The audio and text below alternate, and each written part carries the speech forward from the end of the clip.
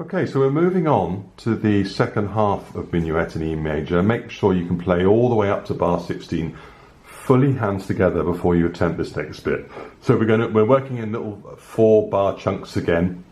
We're in bar 17 now, so that's on the third line, third bar, the mezzo forte section. So we've got the tune is going to be in the right hand. I'll show you the way you pick through. So you get this in the right hand.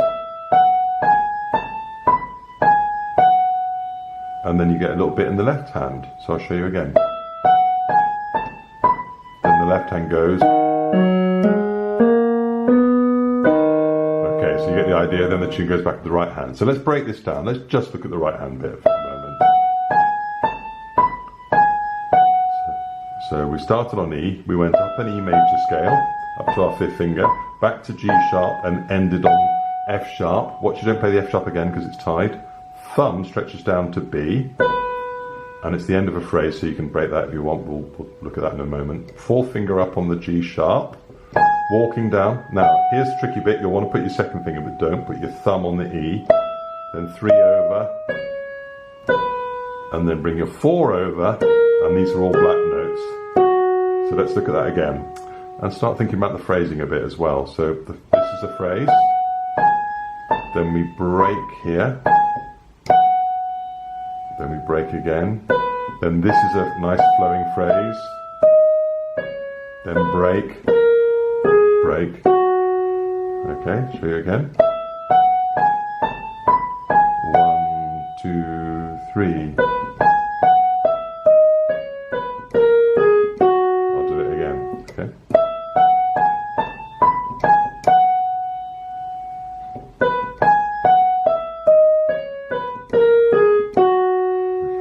Now, in the left hand, we've got an E. So it goes E. Now, this is quite an awkward little phrase because you've got to bring your little finger onto the D sharp and then play all 3 black notes until you end on B.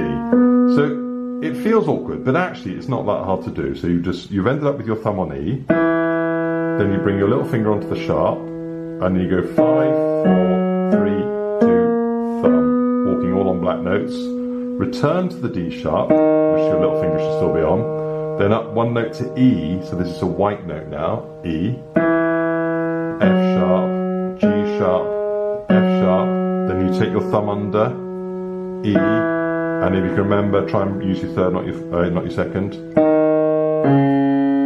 So I've just gone on, that's taken us to the beginning of bar 21. So here it is again, so it goes 1, 2, 3, 1 and 2. Nice and detached. Thumb under, don't forget to use your 3rd.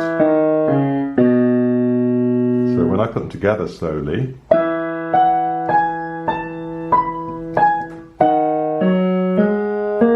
break everything there.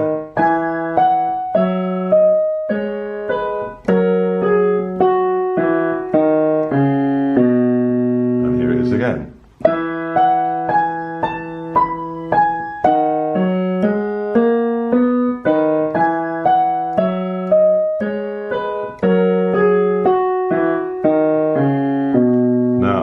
I'm really having to focus on what I'm playing there, and so I'm just going to go over it again, and this is how you should be thinking as well. So I was just thinking that time I did it, I got all the notes right, had all the fingering in place, but some of the phrasing was just slightly off, you know, and it's not rocket science. If it's got a slur there, it should be legato.